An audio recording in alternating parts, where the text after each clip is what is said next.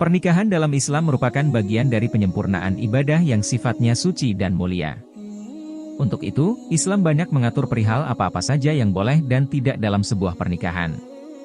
Meskipun pernikahan adalah hal yang baik, ternyata ada juga beberapa pernikahan yang tidak boleh dilakukan dalam Islam. Pernikahan-pernikahan ini biasanya dianggap lebih banyak mendatangkan mudarat daripada sebuah manfaat.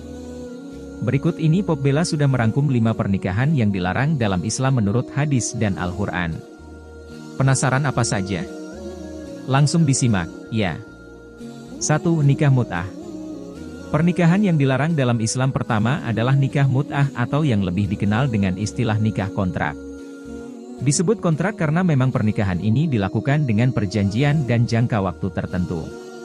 Setelah perjanjian selesai, maka kedua pasangan bisa berpisah tanpa adanya talak dan harta warisan. Dalam sejarahnya, pernikahan ini sempat diperbolehkan dalam Islam, akan tetapi pada akhirnya Rasulullah Shallallahu Alaihi Wasallam melarangnya. Disebutkan dalam sebuah hadis, bahwasannya Rasulullah Shallallahu Alaihi Wasallam melarang nikah mut'ah pada hari perang Khaibar dan melarang memakan daging keledai yang jinak. Hadis riwayat Muslim.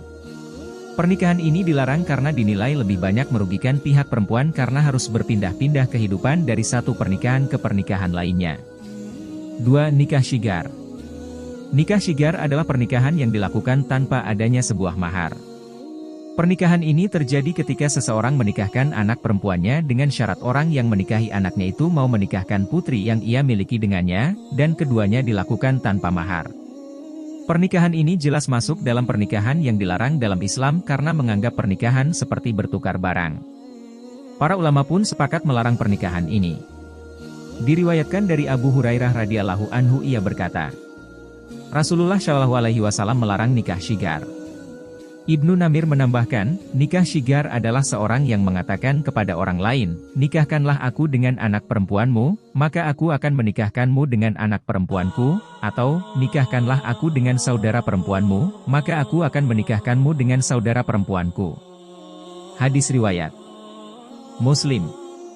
3. Nikah tahlil. Nikah tahlil atau halalah adalah praktik di mana seorang perempuan yang telah diceraikan dengan talak 3, menikah dengan pria lain, lalu kemudian diceraikan kembali oleh suaminya ini dengan tujuan agar wanita itu menjadi halal bagi suami pertama. Pernikahan seperti ini jelas termasuk dalam pernikahan yang dilarang dalam Islam.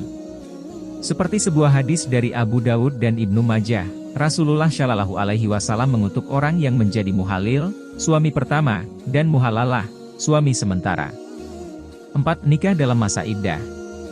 Berbeda dengan nikah tahlil yang bisa dilakukan setelah masa iddah, maka pernikahan dengan perempuan yang masih dalam masa iddahnya termasuk pernikahan yang dilarang dalam Islam. Seperti firman Allah Subhanahu wa Ta'ala dalam ayat berikut. Dan janganlah kamu menetapkan akad nikah sebelum habis masa iddahnya. Quran Surah Al-Baqarah 235. 5. Pernikahan poliandri. Jika Islam tidak melarang poligami, maka lain halnya dengan poliandri. Islam jelas melarang praktik pernikahan ini. Pernikahan di mana perempuan atau istri menikahi lebih dari satu pasangan atau suami. Poliandri adalah pernikahan yang dilarang dalam Islam karena beberapa hal. Salah satunya karena bisa menghancurkan fondasi dari masyarakat yang sehat. Sama halnya dengan pernikahan syigar, poliandri dianggap banyak memberikan dampak buruk terhadap seorang istri yang tentunya bisa berpengaruh terhadap tumbuh kembang anak-anaknya. Larangan ini juga tercantum dalam firman Allah Subhanahu wa Ta'ala berikut. Dan, diharamkan juga kamu menikahi perempuan yang bersuami, kecuali budak-budak yang kamu miliki.